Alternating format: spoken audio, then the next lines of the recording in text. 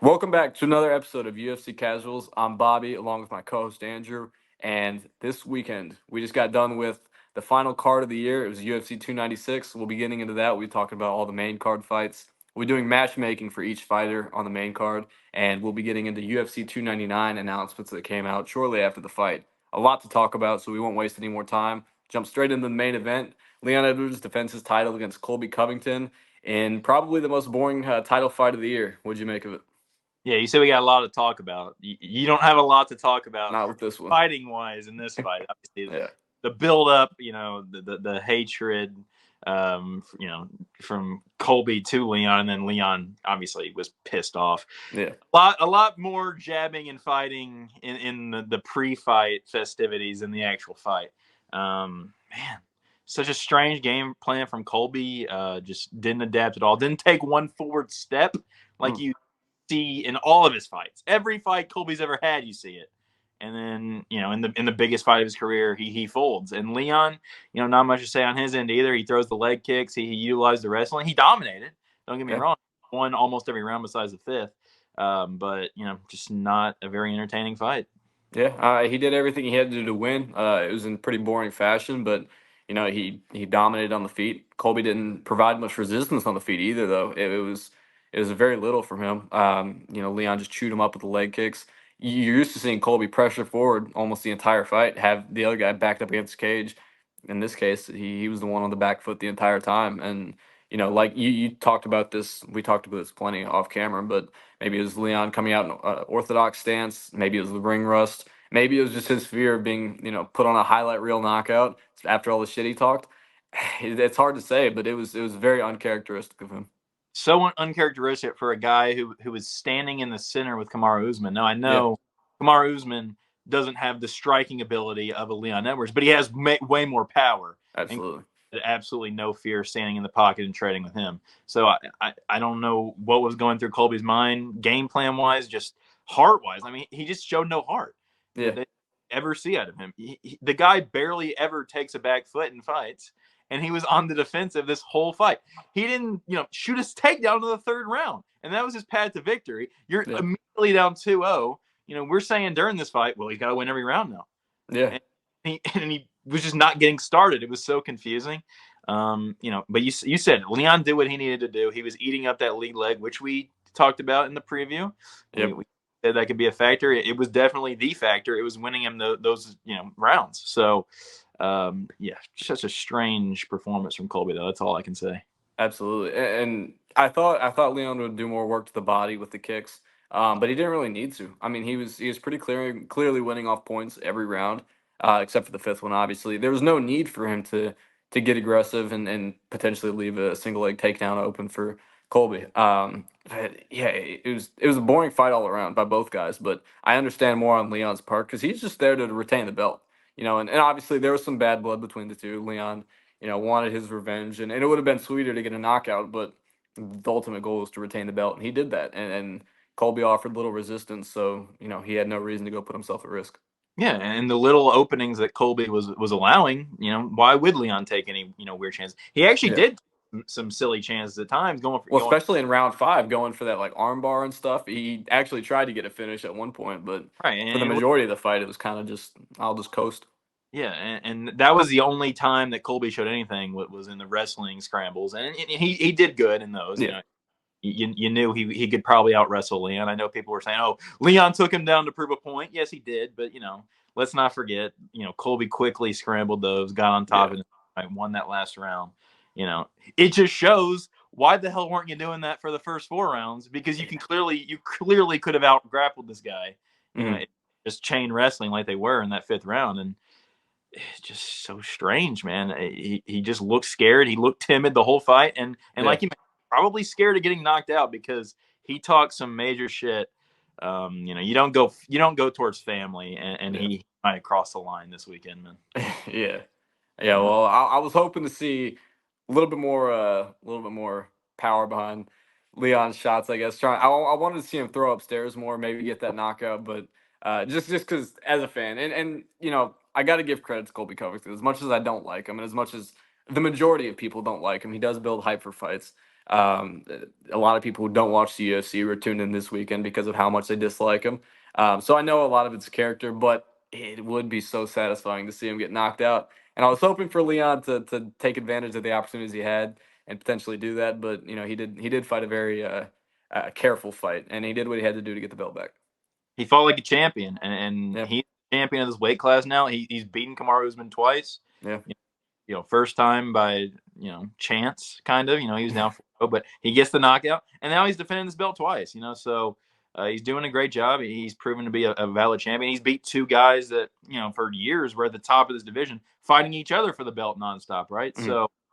He's taking out the two best contenders, and now on to bigger and better things for Leon, I guess. yeah, yeah. Well, I see in the last couple fights for Leon, it seems like since he's gotten a hold of the belt, he has a lot more confidence in the ring or in Yeah. the octagon. Like if you would have told me in this fight it'd be one person walking down or they're putting forward pressure on the other the entire fight, I would have told you without a doubt it's Colby. He'd be the one doing that. But Leon was the one walking him down the whole fight. He was stalking him the whole time, had him backed up against the cage.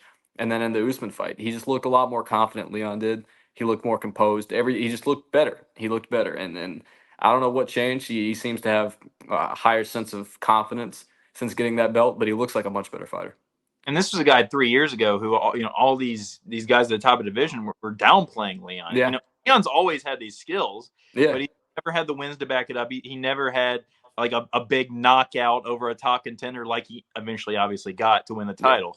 So, it was just a lot of who is this Leon guy? And now Leon is the guy, and he looks unstoppable right now at welterweight, man.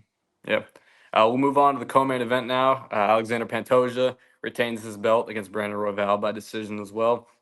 Pantoja, he just looks like a zombie when he fights. I mean, he can eat shot after shot, and it doesn't seem to phase him at all. Crazy pressure by him, and he gets it done pretty clearly. Yeah, good decision win for him. You want to talk about walking people down and just being fearless. That is Pantoja.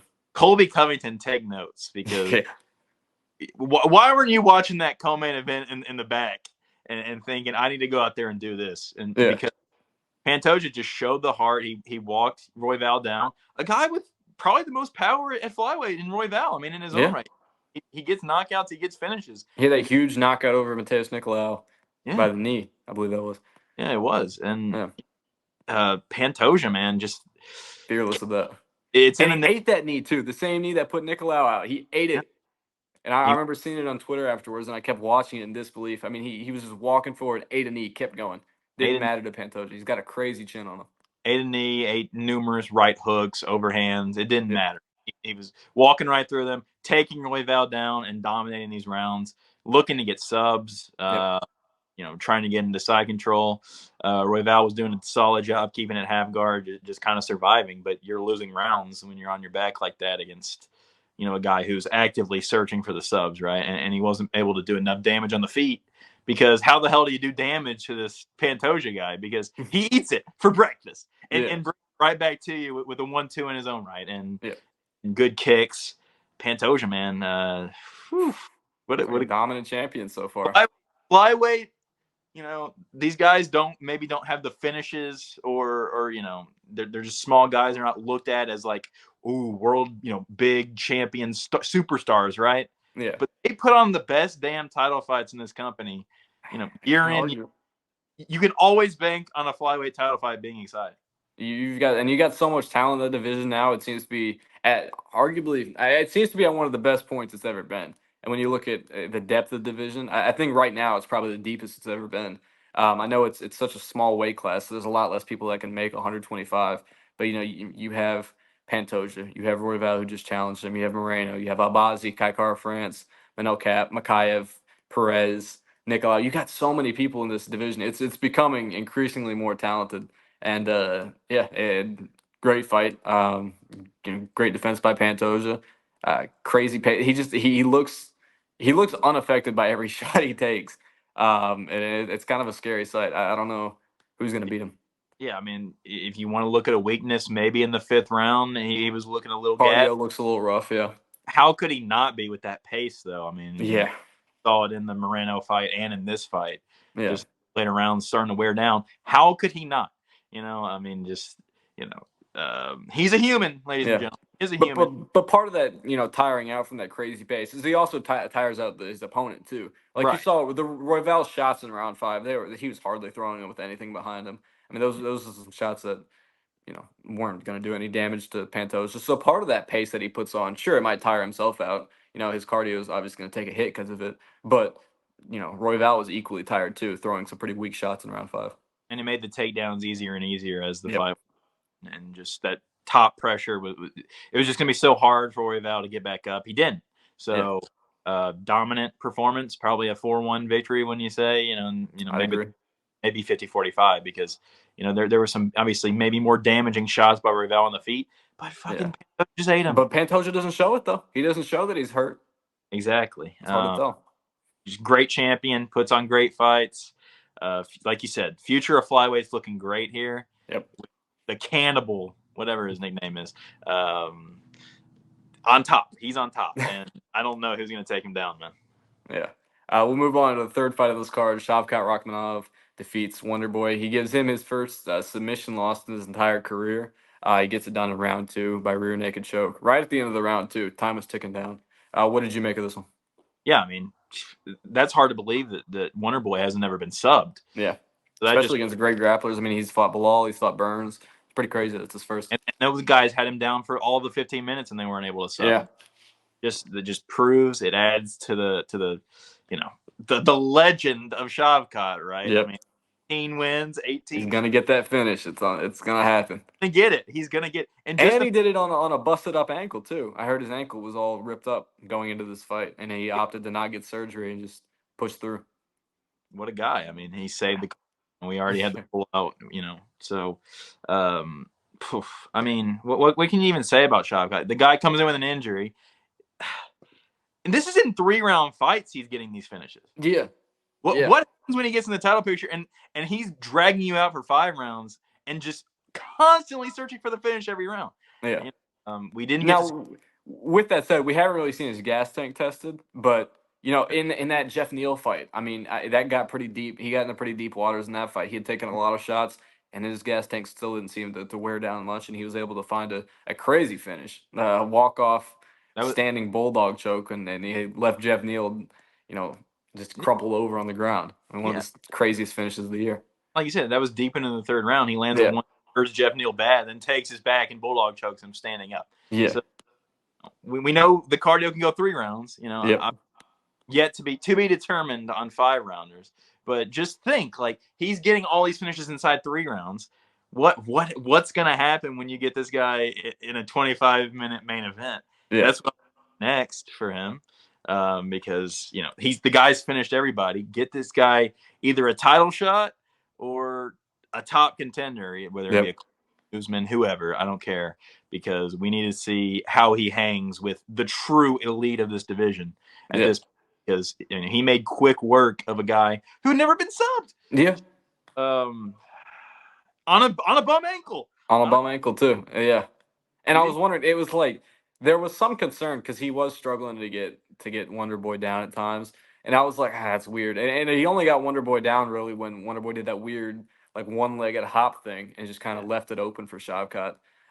So that was a little bit concerning at first, not knowing what we know now. If I had known going into the fight that his ankle was all torn up, I'd be like, okay, I can understand the struggle to push through on a takedown and drive through like that. But he was able once he was able to get him down, he had no problem finding the rear naked choke on a guy who's never been subbed before. On the feet, we didn't really see much. It was pretty early in those rounds that they'd get into to the clinch against the cage. So we didn't really get to see a whole lot on the feet from Shavkat, but what we saw, he looked great, and he looks, still on an upward trajectory towards the title.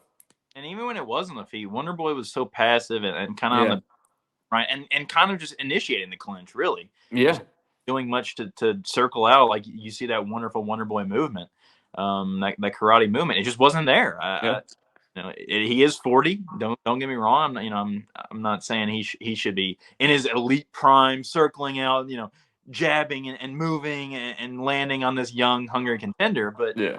he just offered nothing. Hmm. And like you said, with the take with that jumping, whatever he was trying to do to get out of the clinch, basically opened up. We're just getting taken to the mat and giving up his Yeah, weird performance from Wonder Boy in his own right. I don't yeah, know I'm with you. how he goes from here, but I guess we'll see later in our matchmaking what Yep. We'll plan. get to that. And I have Wonder Boy. Little spoiler. I was lucky enough to get Wonder Boy in the little draft we did. And I have an interesting idea with him. Okay. We'll get to that shortly. Nice. But before that, we'll move on to the next couple fights we have. Yeah. We have Patty beating Tony Ferguson by unanimous decision, pretty clear win. Yeah, it was a 30-27. He knocked him down in round one. If there was a little bit more time, he probably puts Tony out of there. And he just dominates with top control in round two and three. They're a pretty clear win, and I mean, it's there's no debate about it. I mean, Tony's finished. Yeah. It is what it is. He's just a slower, weaker um, version of himself, and it's sad to see, but that's the reality of a 40-year-old lightweight. Who's taken so much damage. I mean, Yeah, the Gaethje fight, everybody said at the time, maybe even jokingly, like, "Oh, this is a fight that takes years off your life." That fight has proven to take years off of his career and probably his life too. yeah. So, And uh, then Michael Chandler punted his head out of the arena with that front kick. right. So So that one definitely knocked out any brain yeah, cells remaining, any fighting ability remaining for Tony. yeah, Because, but let's talk about Patty because what the hell was this? Like, you're not able to get this guy out of here in those first two rounds when you were absolutely dominating. In yeah. the third round, he's gassed from Hmm. output from the first two rounds, just trying to get the finish, not able to find it. I mean, what does that say about Patty that all these other people have been able to, kind of just play with their food? I mean, he gets subbed by Nate Diaz. He Yeah, gets arm triangled by Bobby Green. He gets exactly. a punt kick from Chandler. That would have knocked any out. But you Yeah, know, it's just it feels like everybody's able to finish Tony Ferguson, and Patty's not able to when he yeah, has full mount, when he has him on top, beating his head in. Not his jujitsu. He wasn't able to sub him when all these other guys were able to sub him. What does yeah. that say about Patty, man? When I spoke so highly about Patty's jiu-jitsu going into this and his strength, I thought, Yeah, all right, that would be the big difference. I know Patty's not he doesn't have a whole lot of, striking prowess. We know that. But he's a strong lightweight. He's a big dude for the division, and he has great jiu-jitsu. So I thought if there were, I didn't think he would be much of a threat on the feet. I didn't think either guy would be much of a threat to each other on the feet. Patty did get the knockdown, so I'll give him that. But when it came to round two and three, like you said, he had top control for a majority of those rounds.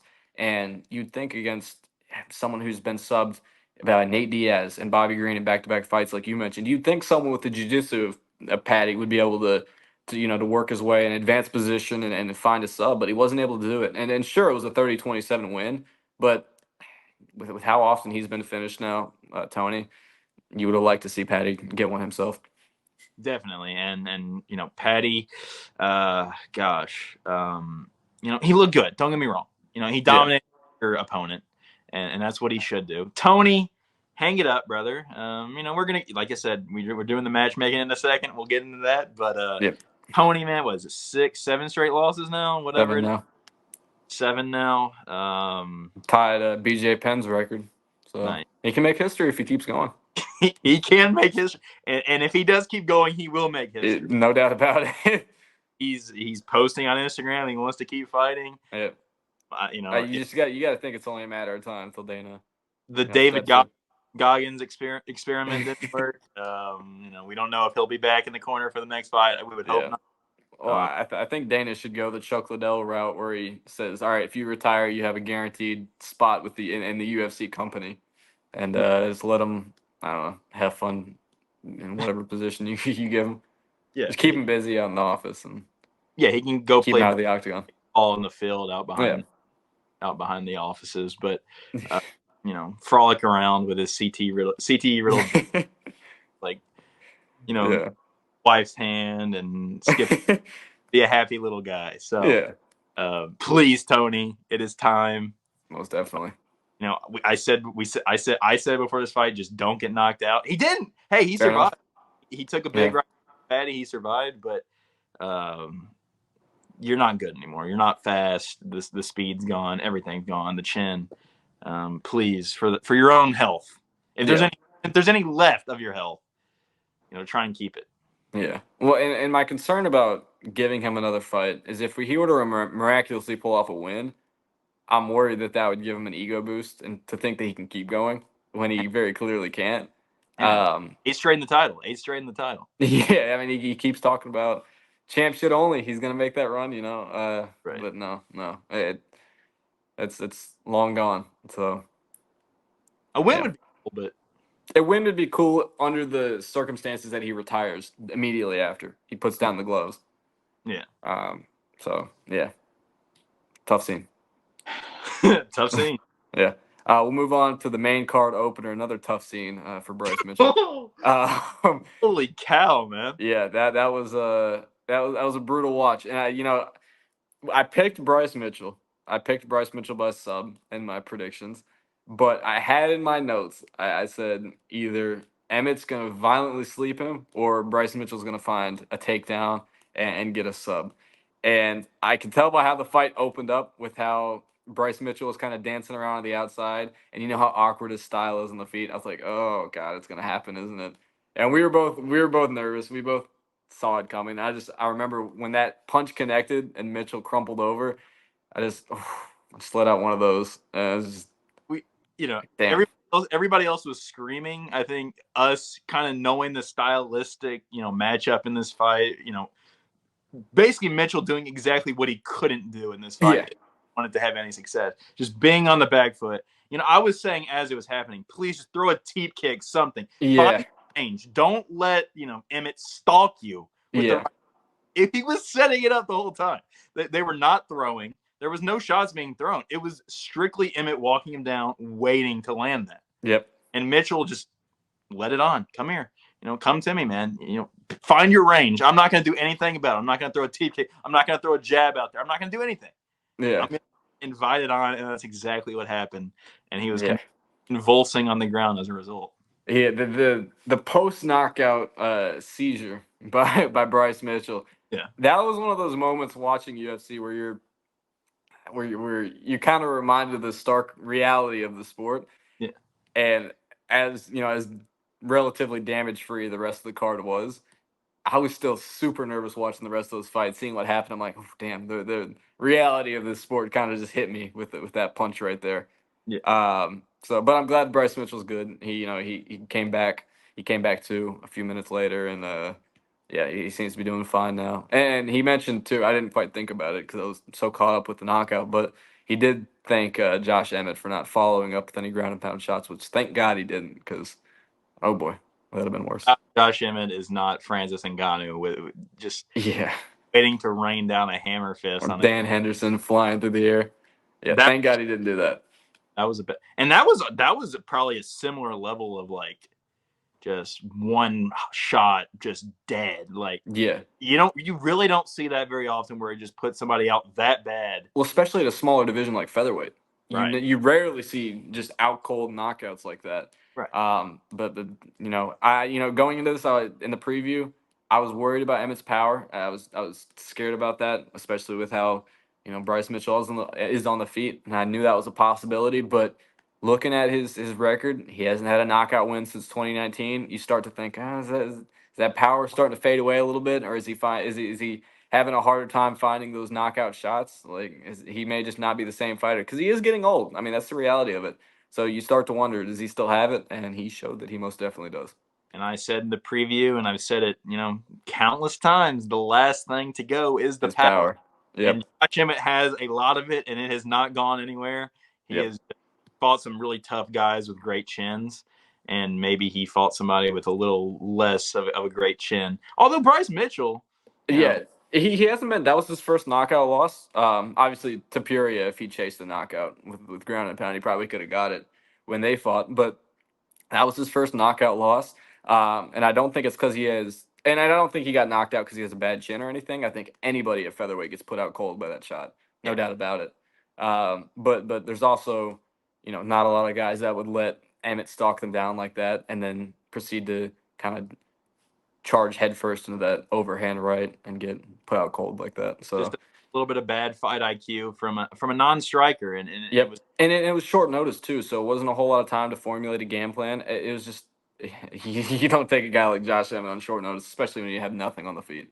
Yeah, and we were talking about we were saying like kind of right after like thank God Diego Lopez didn't take this fight because we're such Diego Lopez fans and we saw this as an opportunity to hey he can fast track get in the top 10 here top 5 almost. Yep.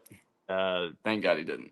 thank God he didn't because he might have suffered the same fate. Yeah, I hate that it had to be Bryce Mitchell instead, but thank God it wasn't our boy. thank So, Diego Lopez reigns supreme another day, and yep. he didn't. He is still yet to be viciously knocked out. So Yeah. Yep. woo! It's something to Sorry, appreciate. Bryce, but keeping our fandom alive, our hype train alive. Yep. Well, with that, we'll move on to the matchmaking segment of today's episode, and we'll kick it off with the main event. Of course, we'll start with the winner and then followed by the loser. And we did a draft off camera to decide who picks who. And you have Leon Edwards, so I'll let you take it away. I do have Leon, and he's been talking a lot. His coach has been talking a lot in the last couple of days about who they'd like to see next. I think they said they'd rather see Burns than Bilal. I mean, give me a break, man. Bilal just, say what you want to about that fight. Burns was injured, whatever, but Yeah. he got 5-0, right? He got 5-0 in a dominant 5-round performance from Bilal. Sure, Bilal didn't do much. He, Yeah. he he hasn't done much in any of his fights really to just stick out and deserve it. But he's on a Yeah. 12 fight win streak. The guy's on a 12 fight win streak. How do you not give it to him? Both the top guys of this division for so long, Colby and Usman, are out of the picture now. Leon's beat Yeah. them convincingly. So, it's time to move on. And Bilal is that guy. He's on the biggest win streak, it feels like, in the whole UFC right now. So, Yeah. you know, sure you could say Shavkat, with the finishes, But Shavkat's injured even, so that probably wouldn't right. happen until like summer. Right. So if you want, the next matchup and you don't want Leon to wait like he's been so bad about, and you want him to get back in there like we've all wanted for a nice little, not too quick, but like, a UFC 300. I don't want to put this on UFC 300 by any means, but No. if it's like the third to last fight on UFC Well, 300, I've seen so many people say it. Maybe do the UK card and have it as the co-main under right. Aspinall defending his interim belt. That'd be awesome. Yeah. So I don't want it to be a main event by any means, but it's the next guy in line. It makes sense. It's the best fight you can make at welterweight right now.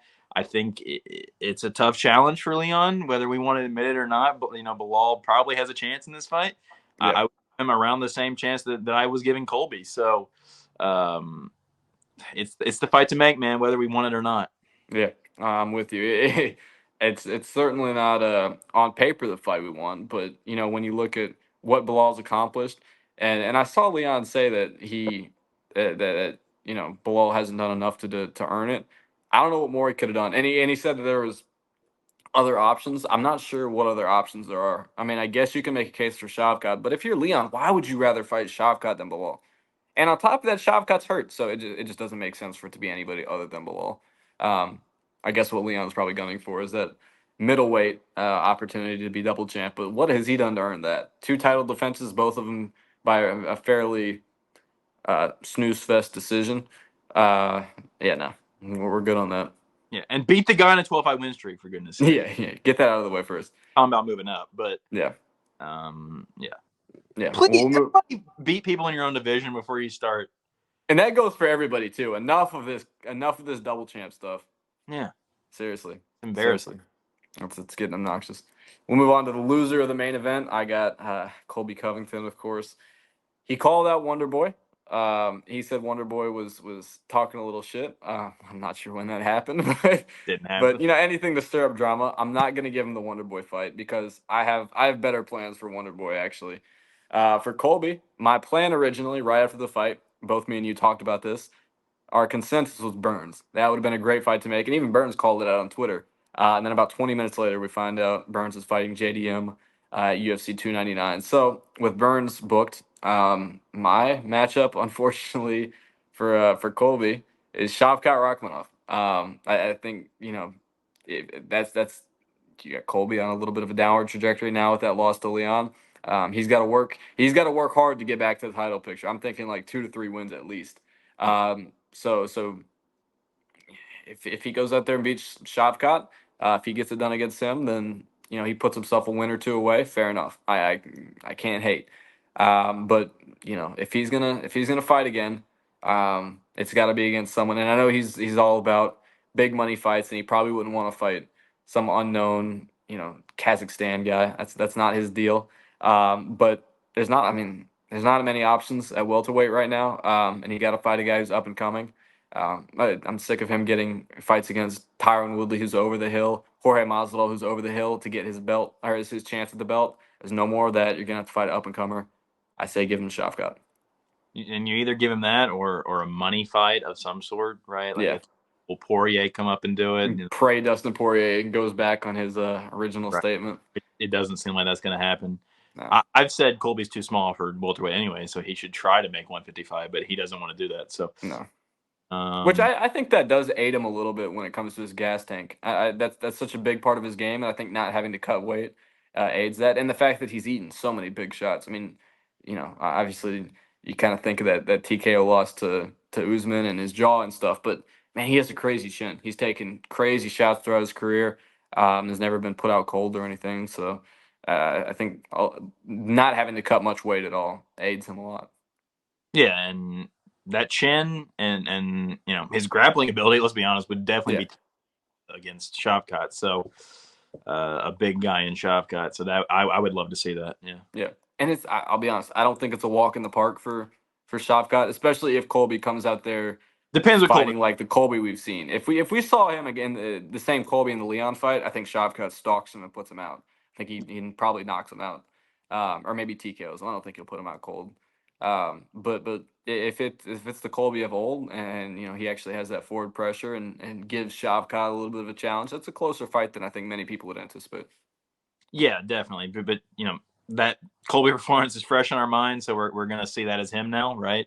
Yeah, He fair. was off for so long, he had the ring rust, and he's not getting any younger. He's Yeah. 35, 36 in his own right. So And now he's got to stay active. He can't wait around for a guy like Burns or something to get done with the JDM fight, or potentially JDM if he were to win. He can't wait for one of those fights to happen, because that would be, we're looking at probably 8 months off or something like that. He can't wait around for that long. I mean, and he's got to get going now. almost 2 years or not. It was almost 2 years off. I mean, we're talking Yeah, like 9 months, right? So just ridiculous to get a title shot off of waiting out that long. And yeah, now, I mean, you got to stay active, because we yeah, saw the consequences of waiting that long. how can you be taken? Like, how would anybody want to pick you if you're going to sit out another 8 months and still be like, you got to get Yeah, active. If you ever yeah, want to get back to the title shot, you got to get active because you're not getting any younger. And I think, yeah, Shavkat would be a good stepping stone to get back to that. But Mhm. he's going to have to prove something big if he wants to get anywhere near the title picture again. Yeah. We'll move on to the co-main event now. I have the winner, Alexander Pantoja, and I'm gonna have him matched up against the winner of Brandon Moreno and Amir Albazi. And I know we've seen Hmm. enough Brandon Moreno title fights by now, but with how competitive that first fight was between the two of them, especially knowing the fact that Moreno broke his hand in round one, um, combined with the fact that I don't think there's anybody who's really close to earning a title shot. If Makayev beats Perez, I still think he's probably a win away. I don't think that's a win that gets him a title shot. And the winner of Manel Kape versus Nicolau. Nicolau got knocked out in his last fight by the guy who Pantoja just beat. So if Nicolau were to win over Cap, I don't think he deserves a title shot. And I still think Manel Kape's a win away after the Nicolau fight. So with that said, there's not really many options for him other than the winner of this fight. I know we've seen Moreno in the title picture enough, but if he goes out there and beats Amir Albazi, who's coming off a win against Kai Kara France, uh, you know, I don't know what else you do. I think that's what you have to do, especially if it's in very convincing fashion, which I think Moreno is going to win in convincing fashion. I think you have to run it back. You think Moreno is going to win in convincing fashion against Yeah, Albazi? yeah. I don't think Albazi's that good, especially if the fight gets into the later rounds. You saw Albazi tire out against Kai Kara France and get very lucky when it I'm came to a decision. I'm honestly just kind of glad that Albazi beat Kai because obviously we've seen the dickhead Kai's become. But Yeah, um, yeah, and Albazi just we needed a new face at the top here. So as much as I like Moreno, I probably will be rooting for Albazi just because I want new title fights. That's You know, fair. I don't blame you. even you mentioned Nicolau. 2 fights ago, Pantoja choked the life out of Nicolau. Yeah. Well, it seems like every flyweight title fight that gets announced, it's always two or three. It's never just like the first time these guys have met. It feels like they've all fought each other already, which muddies it up so much. But it also makes the division kind of like super exciting Yeah. because it just proves that these guys can beat each other, and or just get back in the title picture so quickly because they are so active. They'll fight each other. They'll fight anybody, Yeah. and and they put on great fights. So I love Absolutely. the division. I have the loser of this, Brandon Royval. He gets 49, 46, 50, 45. However you scored it, it was a dominating win for the champ. Yeah. And Royval's obviously going to have to fight down from here. A little key, not a Kiwi. He's an Aussie. I don't know what the little freak is, but that is who I have written down for Royval, Kai Kara France, just because he's kind of the only guy not booked right now because he Yeah. didn't want to fight Cop the pussy. Mm. Who else did I write down for him? I did say Muhammad Makayev, but you did just mention he's fighting Alex Perez. Yeah. So I don't know the timing on that, when that's going down, if that's a fight that Royval would wait out for, because why would he want to fight down that far, right? Yeah. You could get a fight with Kai. So Kai's the probable one. I'd like to see Makayev just to get a win over Royval, who just fought for the title, would probably get Makayev right there, Yeah. especially if he goes and beats Perez. So I'd like to see him wait out for Makayev, but it makes sense if he takes the Kai fight. Whoever he fights is going to be a banger because Brandon Royval raw dogs his way to fun fights, and good little fighter. Good little fighter. Yeah. I like it. We'll move on to the third fight on the card now. You have the winner, Shavkat Rakhmonov. So yeah, you said Colby, which is the obvious fight to make, but with this ankle injury, we don't know how long he's going to sit out. Maybe Colby is going to say, "Hey, give me in for that Miami card and the pay-per-view," which obviously that's stacked now, so that's probably not going to happen. Mm. But even any of the early pay-per-views next year or UFC 300, we could see Colby. Any of it. So I don't know if he's going to want to wait out for an injured Shavkat, but I do think someone who will want to get back in the fold, and someone who seems to be taking fights with prospects, scary dudes. Kamaru Usman just took a fight with the scariest dude in the UFC, Shemaev, and went 3 rounds for him and maybe won in a Mm. lot of people's eyes. So why wouldn't he fight the boogeyman of 170, go back down to your real weight class? Unless Kamaru obviously wants to stay at 185. I think he'll come back down and fight Shavkat, and it's a great fight, and it's a real test for the boogeyman Shavkat. And Kamaru, at this point in his career, I think he would take this fight. So Yeah. if Colby doesn't want to wait for an injured Shavkat, he wants to get back in there. Kamaru's the fight to make. I do like Colby because Colby needs to fight somebody like that, but Mm. he doesn't want to wait. Kamaru makes sense. Yeah. Absolutely. And that would be a hell of a fight. And on the topic of Kamaru Usman, having a champion like Leon Edwards makes me miss him quite a bit. He's game to fight anyone. He took a short notice fight against Hamzat. Obviously, he fought anybody in his way, short notice or not, when he had the belt at welterweight, and he was a very active champ. Makes me miss him a little bit. I'm not gonna lie. Yeah, I mean, I feel like every 2 or 3 months you had that built in, like, well, we get to Kamaru, the number one pound for pound guy, defending his title, Yep. great champion, and unfortunately he ate a head kick that would knock out anybody. So Yeah. he's kind of gonna have to fight his way back to that. And I don't know if he's ever gonna get there, but if he could beat Shavkat's a good start though. Shavkat, would be an amazing start. That might be a number one contender fight if he beat Shavkat. So Yeah. that could get him right back in the picture. Yeah. Now I'll take the loser of this one. I got Stephen Wonderboy Thompson, and for him, I have an interesting one, and this could go two ways. I would like to see him fight, and this is going to have him sitting out for a while, which I don't like, but he seems to be pretty timeless. But I have him fighting either Michael Venom Page, if he goes out there and beats Kevin Holland, or Ian Gary. I think I can confidently say I won't jinx it. But if one of those two wins, right? If MVP wins, that's the fight you make. If Ian Gary wins and MVP loses, then you have him fight Ian Gary. If both lose, then you're in a tricky situation because you're kind of banking on one of them winning. But assuming one of those two wins, I think that's the fight to make. A fight with MVP would be so exciting if he goes and beats Kevin Holland. That would be an incredible fight. You'd have MVP and his great kickboxing and all his antics versus the karate master himself, Stephen Thompson. So Right. that would be a hell of a fight. And then Ian Gary, who's kicks are such a big part of kickboxing is such a huge part of his arsenal, and he called out Wonder Boy before, and I think that'd be such a fun striking matchup. Either way, too, if it's MVP. MVP is up there in age. I don't think he's really gunning for a title shot anytime soon. I think he's just getting some fights in the UFC under that banner and building his name a little bit more and maybe making some viral clips or along the way. Yeah. So I think a fight with Wonder Boy makes a lot of sense. And then Ian Gary, if Ian Gary is the fight to make between for Wonder Boy, Ian Gary, Wonder Boy is a good stepping stone on his way to the top. And it's a big challenge for him because he hasn't really been tested by someone as good of a striker as Wonder Boy. Yeah, it would definitely, I think I've talked about that, wanting to make that fight in the past. Yeah. Maybe when Ian Gary last fought, I said that should be his next opponent. Then obviously Wonder Boy ends up taking this fight with Shavkat, and I don't know what he was thinking on that one, honestly. But especially when they were talking about, oh, maybe he gets to fight Kamaru Usman, to then go to the boogeyman of the division. Yeah. That would beating Shavkat had even gotten Wonder Boy a title shot? I don't know at this I point. don't know. I feel like there's a chance that the UFC promised him a title shot if he were to win. But maybe they said that under the expectation that he would lose because that was the pretty, I don't want to say obvious outcome, but the fairly likely outcome, which it did end up happening. Definitely fairly likely, and it did happen. Yeah. And Gary would be great because, like you said, it's a good stepping stone for Gary. He seems to want to be slow playing it. He Yeah. just got this Jeff Neal fight rebooked. He's definitely slow playing it. Yep.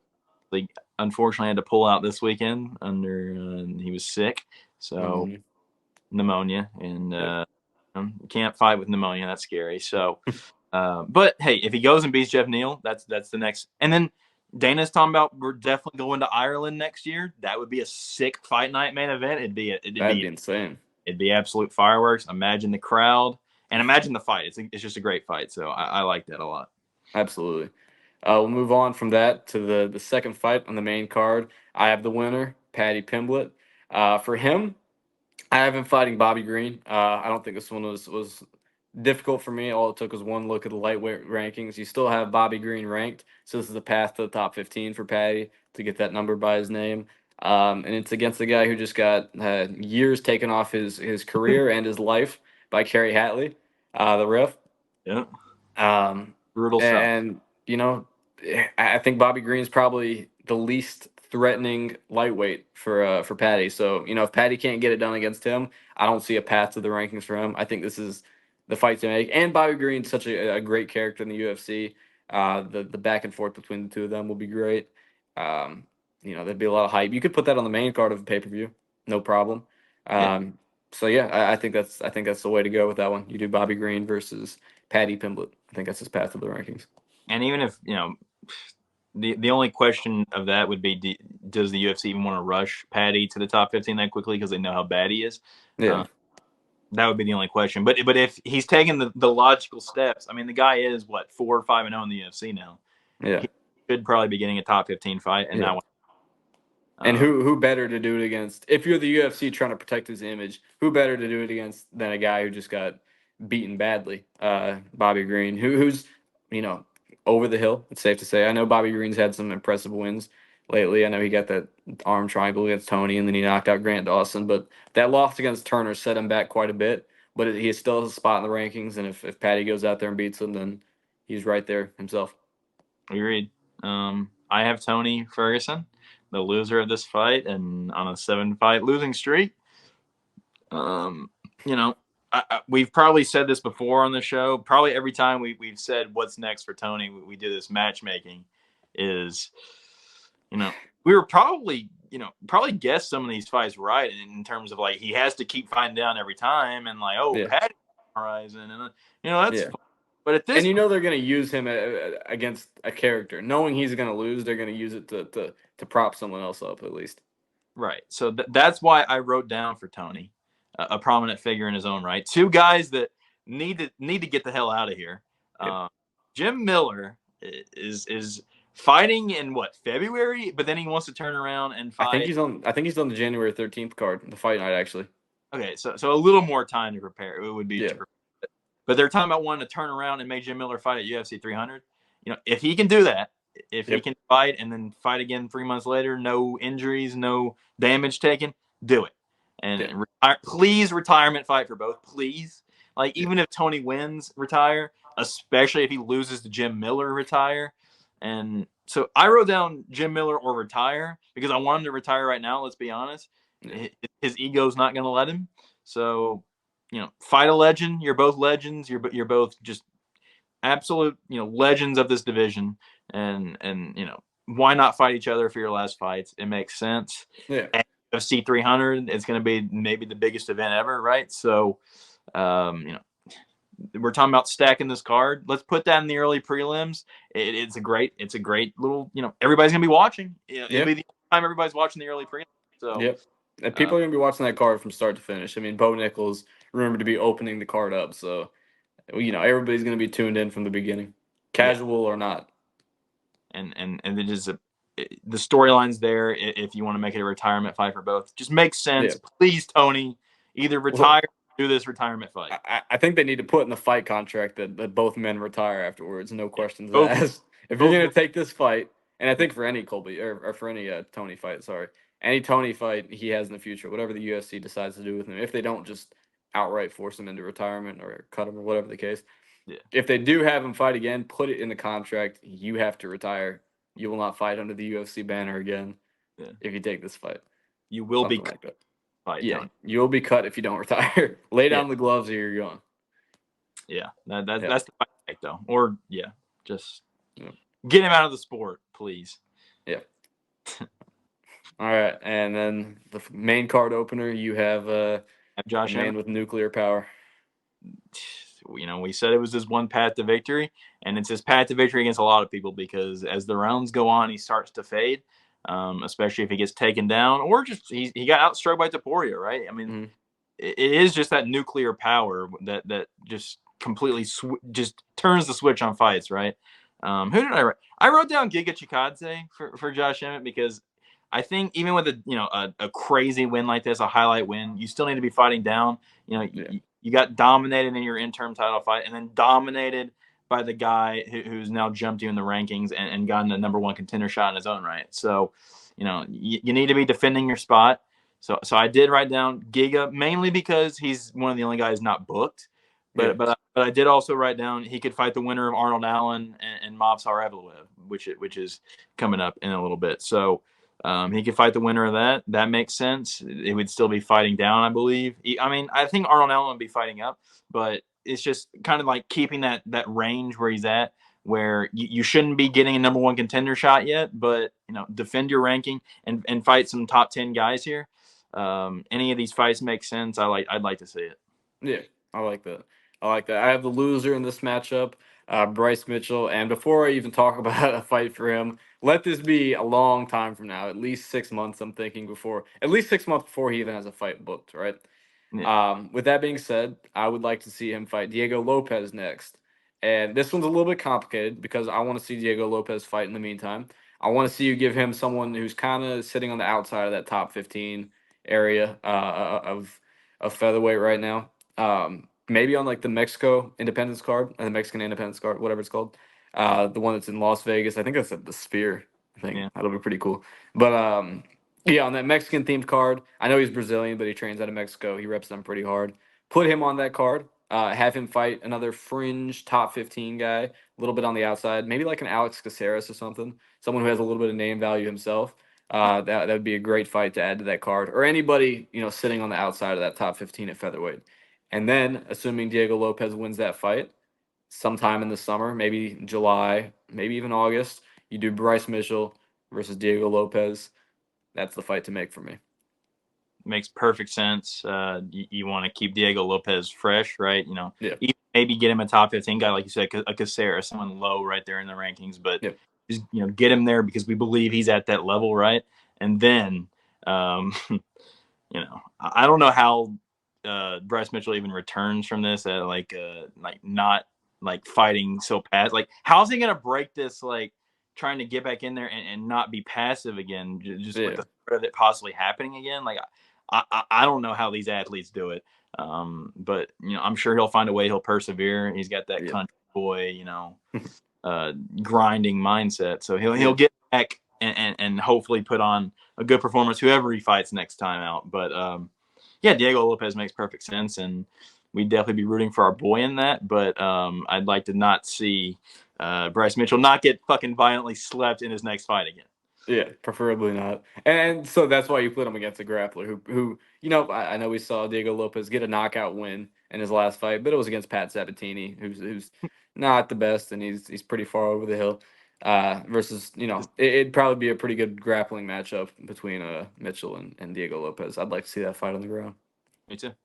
So and now we'll move on to some huge fight announcements that came shortly after UFC 296. Big, big, big, big, big fights for UFC 299.